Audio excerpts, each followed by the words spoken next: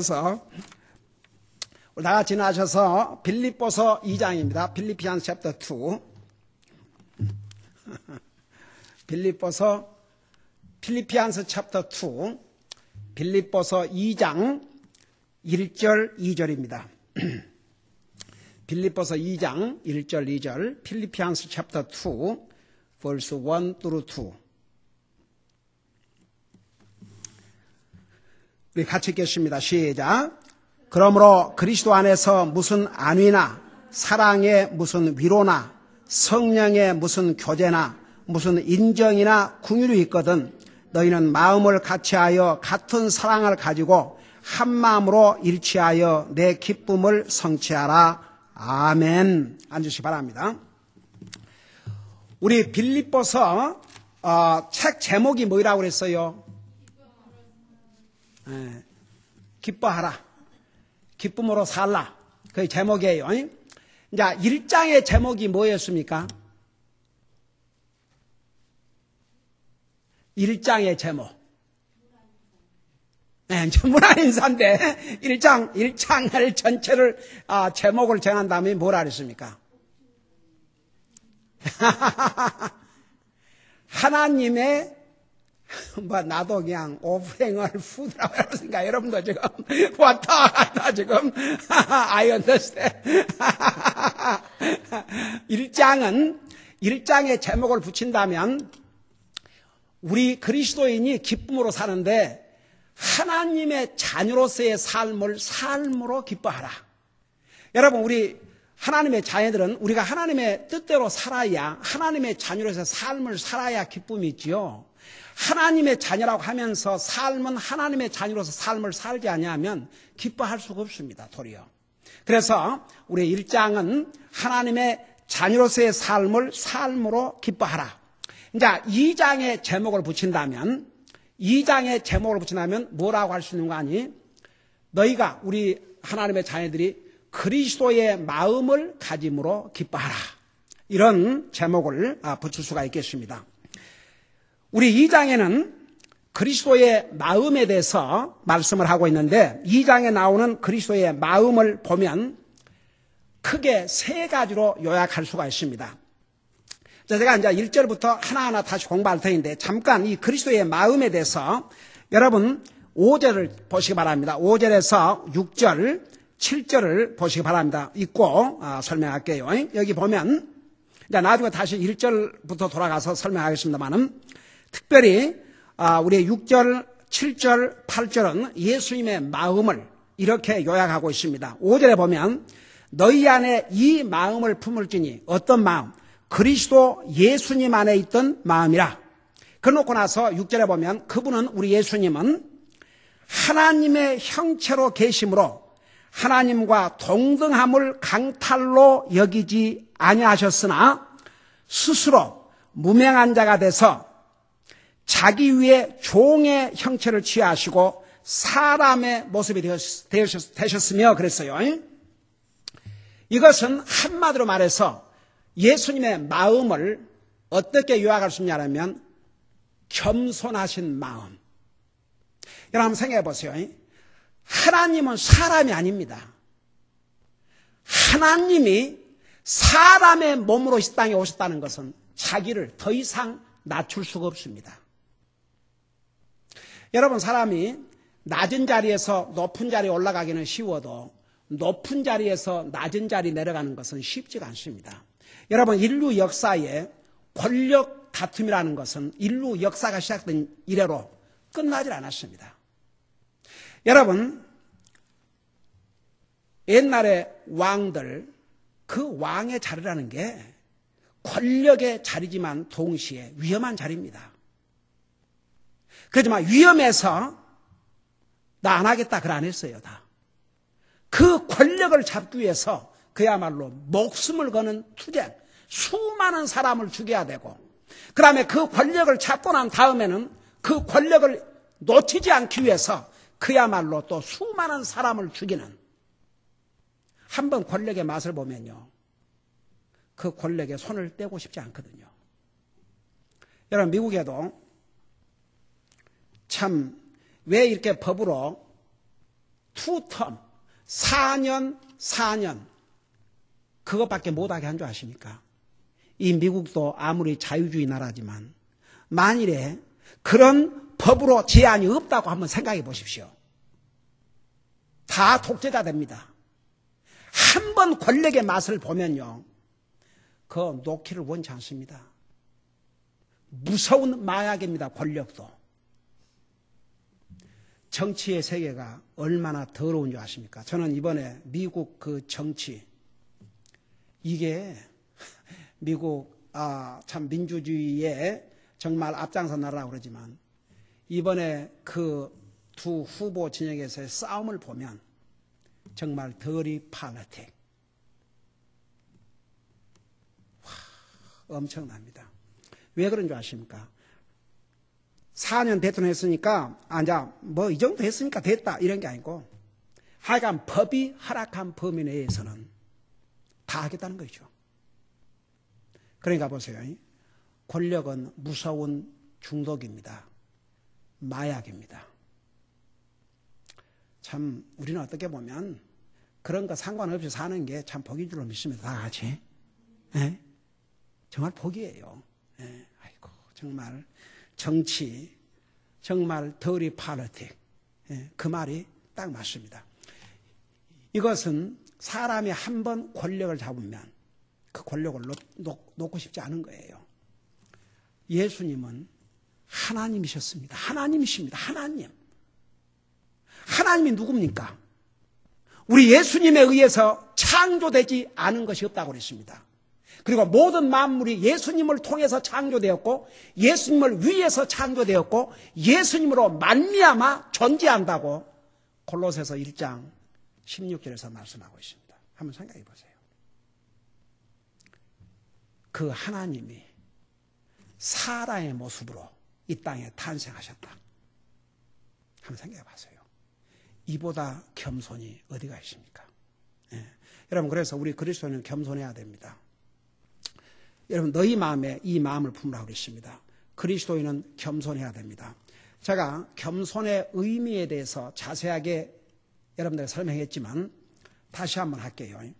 우리가 겸손 그럴 때 하나님을 향한 겸손과 사람을 향한 겸손이 다릅니다.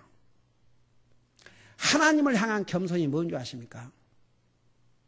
골로새서에서 보면은 억지 겸손이라는 말도 있어요. 그런 끝으로는 뭐 이런 겸손 말고 하나님 앞에 겸손이 뭐야? 나는 하나님이 없이는 나의 주님이 없이는 1분 1초도 살 수 없습니다. 그게 바로 하나님 앞에 겸손입니다.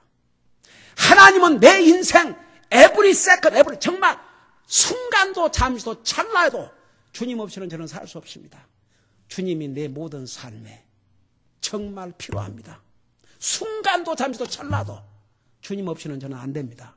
이것이 하나님 앞에 겸손한 자입니다. 사람 앞에 겸손은 뭐인 줄 아십니까? 다른 사람을 나보다 낫게 대해주는 거예요. 사람은요, 이렇게 상대를 보면 다 사람마다 장점과 단점이 있습니다. 아무리 별 볼 없는 사람 같아도 내가 가질 수 없는 좋은 장점이 상대방에 있을 수 있습니다. 저는 그 부부 삶에서 부부끼리 그걸 인정을 한다면 굉장히 서로 리스펙트하고 잘 살 수 있을 것 같아요. 여러분 이렇게 가만 보면요, 그 아무리 별 볼 없는 사람이라 할지라도요, 한 가지씩은 내가 갖지 못한 것을 가질 수가 있어요. 그래서 더더구나 그리스도인들은 하나님의 피조물이요, 그리스도께서 그 영혼들을 위해서 자신을 주셨다는 그런 관점에서 다른 영혼을 귀하게 여겨 주는 것. 저 사람은 저 사람에게도 나도 저 사람보다 나은 거 있지만 저 사람도 내가 갖지 못한 장점이 있다, 이리 생각하고 남보다 낫게, 자신보다 낫게 여겨주는 거, 그게 겸손한 자세입니다. 이 세상에요, 사람은 교만한 사람을 절대 좋아하지 않습니다. 교만한 사람이 존경하지 않습니다. 겸손해야 존경받아요. 여러분, 하나님도 뭐라 하세요? 하나님은 교만한 자를 물리치시고 겸손한 자에게 은혜를 베푸신다고 그랬습니다. 교만한 자는 하나님 앞에도 사람 앞에도 설 자리가 없습니다. 사람은 겸손해야 됩니다. 하나님 앞에 겸손은 하나님 없이는 나는 살 수가 없습니다. 이 사람은 겸손한 사람입니다. 어떤 사람이 하나님 앞에 교만한 사람인 줄 아십니까? 나는 하나님 필요 없습니다. 하나님 없어 잘 살고 있습니다. 하나님 없이 잘 살고 있고 하나님 없이도 잘 살아왔고 하나님 없이도 잘 살아갈 줄로 믿습니다. 하나님께서 이런 자를 물리쳐버린다고 그랬어요. 하나님 앞에 갈 수가 없습니다. 그 사람은. 그래서 죽어서 지옥 갑니다. 하나님은 겸손한 자에게 은혜를 베풀으신다고 그랬습니다. 우리는 겸손해야 됩니다. 진짜 주님의 은혜가 아니면, 주님의 자비가 아니면 순간도 잠시도 찰나도 살 수 없는 연약한 인생이 바로 접니다. 항상 주님을 구하는 삶, 항상 주님의 도움을 구하는 삶, 주님 없이는 정말 순간도 찰나도 살 수 없습니다. 이런 자세가 하나님 앞에 겸손한 자세입니다. 여러분, 우리 주님은 이 땅에 하나님이시면서 사람의 몸으로 오실 만큼 자기를 낮추시고 낮추셨습니다. 여러분, 사람과의 관계에서도 사람이 겸손하면 더 존경하지 않지 않습니까?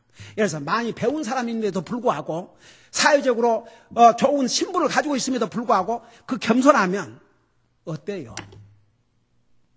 존경 가요, 안 가요? 근데 뭐 좀 배웠다고 뭐 했다고 잘난 체하고 고개 뻣뻣해 갖고 다니면 잘났냐? 그래, 니나 잘나라. 그럼 아니, 예를 들자면 상대방이 겸손하게 인사를 하면 하는 사람도 받는 사람도 겸손하게 인사하겠지만 인사상이 뻣뻣해 가지고 예, 그러면 같이 쳐다보면서 그래요? 하나님은 겸손한 자를 물리치신다고 했습니다. 교만한 자를. 겸손한 자까지. 이거 참말로 오늘 이렇네요. 하나님께서는 교만한 자를, 자, 우리 따라 하십시다. 하나님께서는 교만한 자를 물리치시고 겸손한 자에게 은혜를 베풀어 주신다. 에이멘. 그러니까 겸손해야 돼요. 여러분, 무조건 하나님 앞에 먼저 겸손하십시오.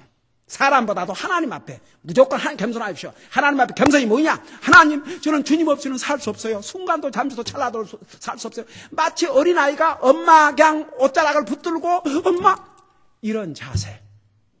그게 하나님 앞에서는 얼마나 아름다운 자세인 줄 아십니까? 여러분, 하나님은 그런 사람을 귀찮게 여기질 않으셔요. 너무너무 하나님은 기뻐하셔요. 성경에 나오는 그 캐릭터 가운데서 다윗 같은 사람이 참 그런 사람이었어요. 그는 실수도 많고 잘못 많았지만 그저 꼭 어린아이가 아버지 발자락 붙들듯이 그렇게, 그게 겸손입니다. 그러니까 여러분, 이 마음을 우리 가져야 됩니다. 하나님이신 예수님께서 우리에게 그 겸손을 보여주셨습니다. 두 번째 예수님의 마음이 어떤 마음이냐? 순종의 마음이었습니다. 여러분, 7절을 보십시오. 8절을 보세요. 사람의 모양으로 나타나사 자기를 낮추시고, 그 다음에 뭐라 하십니까? 여러분 읽어봐요. 죽기까지 순종하셨으니. 우리 예수님의 마음이 어떤 마음이냐? 예수님은 하나님이시지만 자기를 낮추셔서 어디까지 순종했느냐? 예수님도 아들로서 하나님이심에도 불구하고 아버지로서 하나님 앞에 죽기까지 순종하셨습니다. 여러분, 이 세상에 그리스도인들이 목숨을 걸고 목숨을 잃을지라도 주님의 말씀이니까 순종하겠습니다. 그런 믿음으로 사는 사람들이 과연 얼마나 되겠습니까? 그러나 우리 크리스천 역사를 보면 많은 그리스도인들이 그들의 믿음을 지키기 위해서 목숨을 기꺼이 버렸습니다. 지금도 마찬가지입니다. 모슬람 국가에서나 공산주의 국가에서는. 바로 우리에게 이런 마음을, 이 마음을 너희 안에 가지라고 그랬습니다. 여러분, 우리가 하나님의 말씀을 다 다 순종해가지고 구원받은 게 아니고 믿음으로 구원받았습니다. 우리가 성경 말씀 다 순종하고 하나로 가는 것이 아닙니다. 그러나 보세요. 우리 하나님께서 우리를 은혜로 구원하신 다음에 이 하나님의 말씀에 순종하면, 잘 들어보세요. 그 결과가 나에게 복이 됩니다. 여러분, 내가 순종 안 한다고 해서 하나님이 어떻게 되지 않아요. 그러나 하나님의 말씀에 우리가 순종하고 살면 나에게 복이 됩니다. 그런데 이제 많은 사람들이 문제는 이제 하나님 안 믿는 사람은 얘기할 것 없습니다. 하나님 믿는다고 하면서도 하나님 말씀 자기가 순종하고 싶으면 하고 순종하고 싶지 않으면 안 하고, 자기가 선택을 해서 뭐 그 정도는 내가 순종해야 되겠다, 그 정도는 no. 여러분 항상 그래서 이런 자세를 가져야 됩니다. 우리가 하나님의 말씀을 듣고 깨달을 때마다 순종하려고 노력을 하고, 만일에 그렇게 못했을 때는 주님 앞에 용서를 구하고 그걸 가슴 아프게 생각해야 됩니다. 그거 하나 못했다고 내가 뭐 어떻게 돼? 이것은요, 물론 그거 하나 못했다고 구원받은 하나님 자녀가 구원을 이루는 게 아닙니다. 그러나 그 자세는 틀렸다 이거죠. 우리가 구원받은 하나님의 자녀로서 우리가 노력을 하고 우리 노력으로 해서 우리가 구원받은 게 아닙니다. 전혀 하나님의 은혜로 구원받았습니다. 그렇기 때문에 하나님의 은혜로 구원받은 하나님의 자녀들은 하나님의 자녀이기 때문에 하나님의 말씀에 순종함으로 우리를 구원하기 위해서 모든 것을 주신 그 주님을 기쁘게 드리고, 그 결과는 나의 기쁨이 되고 나의 복이 됩니다. 여러분, 우리의 삶 가운데 내가 하나님의 자녀로서 정말 꼭 해야 될 것을 내가 순종하지 못하고 있다. 여러분, 한 가지, 하나님의 자녀들은 우리 마음속에 하나님의 영이 와 계시기 때문에 무엇을 순종하고 무엇을 순종하지 않고 다 알아요.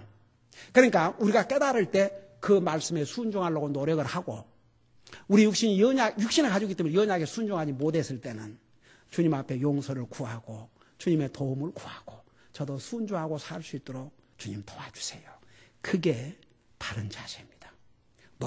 그럴 수도 있는 거지 그것은요, 가령해서 부모가 자식에게 이거 해라, 이거 하지 말라는데 안 했어요. 그거 왜 안 했냐 그러니까, 별걸 다 가지고 그까짓 거 안 한다고 죽고 살아요? 그래 봐요. 그 얼마나 잘못된 자세인가. 그러니까 여러분, 구원은 하나님이 주신 선물이고 믿음으로 구원받고 하나님의 자녀가 되십니다.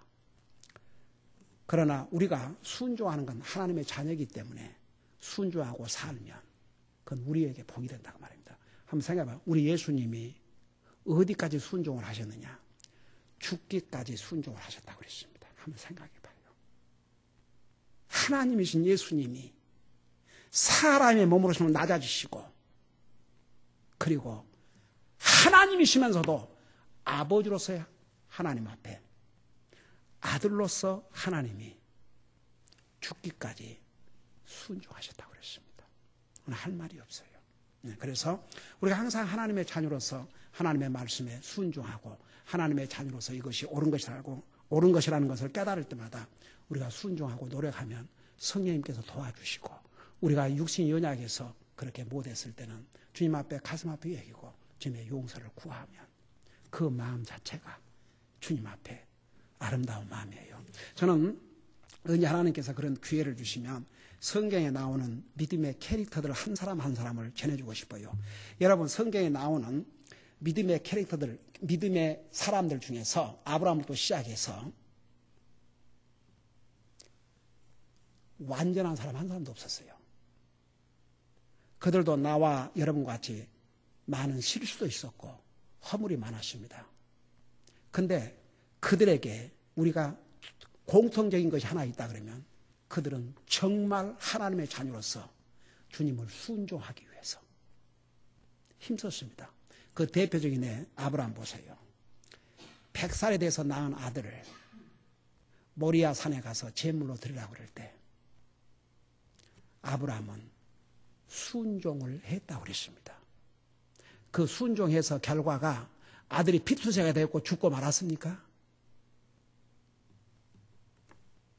도리어 그는 순종을 통해서 정말 믿음의 조상으로, 아브라함은 믿음으로 믿음의 조상, 순종으로 믿음의 조상. 예, 그러니까 구원받은 하나님의 자녀들은 항상 주님이 가지셨던 이런 마음, 이런 항상 하나님 말씀에 순종하고자 하는 마음을 가져야 우리가 예수님의 마음을 가지고 사는 하나님의 자녀로서 삶을 살게 되는 것을 믿으시기 바랍니다. 기도하십니다. 사랑의 아버지 하나님, 우리 주님은 하나님이시지만 우리 인생을 구원하기 위해서 사람의 몸으로 이 땅에 오실 만큼 자기를 낮추셨습니다. 그리고 우리 인생의 구원을 위해서 하나님이신 예수님께서, 아들로서의 하나님이신 예수님이 아버지로서 하나님이신 우리 아버지께 죽기까지 순종을 하셨다고 했습니다. 우리 아버지 하나님, 너희는 예수 그리스도의 이 마음을 내 마음속에 가지라고 하셨습니다. 우리 주님, 우리가 정말 주님처럼 겸손한 마음을 갖게 하시고 항상 순종의 마음을 갖고 살 수 있도록 항상 우리의 마음을 성령님께서 인도해 주시고, 또 성령님께서 우리의 마음을 그렇게 인도하실 때에 그 인도하심에 순종하고 살 수 있도록 도와주시옵소서. 우리는 정말 하나님 없이는 순간도 잠시도 찰나도 살 수 없다는 하나님 앞에 겸손한 마음을 갖게 하시고, 다른 사람에게도 나보다 좋은 점이 있다는 거 생각하고 나보다 낫게 여기는 그런 하나님 앞과 사람 앞에서 겸손한 마음을 갖고 살 수 있도록 우리의 삶을 인도해 주시옵소서. 예수님의 이름으로 감사하고 간절히 기도하옵나이다. 아멘.